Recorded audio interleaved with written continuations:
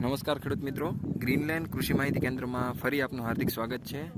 આજે આપણે ભરૂડીથી આગળ પુણાવા બાજુ એક બગીચાની વિઝિટ કરવા આવ્યા છીએ અને આપ જોઈ શકો છો આંબાનો બગીચો 125 આંબાનું વાવેતર છે. હાઈ ડેન્સિટી પ્લાન્ટેશનમાં છે અને આજે આપણે ખેડૂત મિત્રોને એક સરસ મજાની વાત, આમ તો સરસ મજાની ના કહેવાય, ખેડૂતો માટે તો આ દુશ્મન છે અને ખેડૂતો અવારનવાર પૂછતા હોય છે કે સાહેબ આ પાંદ ખવાઈ જાય છે એ કેવી રીતે ખવાય છે અને શું કામ ખવાય છે, કોણ ખાઈ જાય છે, કેવી રીતે એનું નિયંત્રણ કરવું. તો આજે હું તમને બતાવું. પાન છે ને બે રીતે ખવાય છે. એક છે ને કપાસમાં આવતું એક જીવ છે, કોટન એશ વિવિલ, એક ઈ ખાય છે, સફેદ કલરનું હોય છે. અને બાકી આજે આંબાના જબરદસ્ત દુશ્મનો આંબા ઉપર પ્રહાર કરીને બેઠા છે. જોઈ લો, પાંચેય પાંદડામાં એક ઈયળ છે. બધાય આ છે ને આ લશ્કરી ઈયળ છે, જેની ઉપર કાળા કાળા ટપકા છે. આ લશ્કરી ઈયળ છે. આ લશ્કરી ઈયળ છે, આપ જોઈ શકો છો. બાકી બધી લીલી ઈયળ છે. જો કેટલી ઈયળું છે. પછી આપણે એમ કહે કે ખાઈ ગયા છે તો આવી રીતે ખવાઈ જાય છે.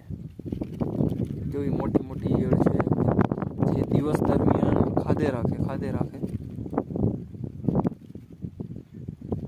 જો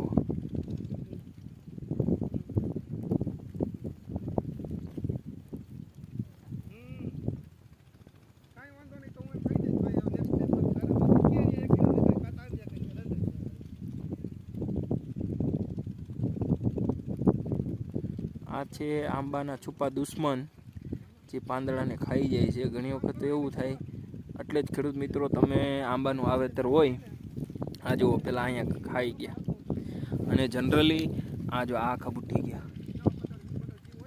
તમે ખેડૂત મિત્રો ખાસ ધ્યાન રાખજો, નવી કૂપણ ફૂટે તો નવી કૂપણ હોય એ જ જગ્યાએ ઈયળનો વધારે પ્રકોપ હોય. આપ જોઈ શકો છો, આ નવું પાન છે, ખાઈ ગયા છે.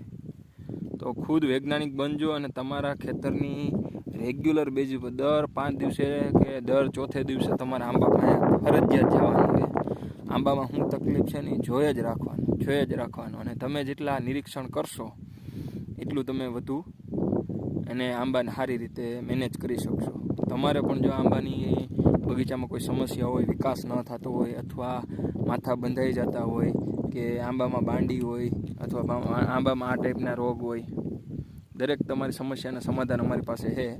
ખાસ એક નંબર નોંધ કરો, 9723353955. આ નંબર ઉપર આપ ફોન કરીને અમને તમારા બગીચાની વિઝિટ કરાવી શકો છો.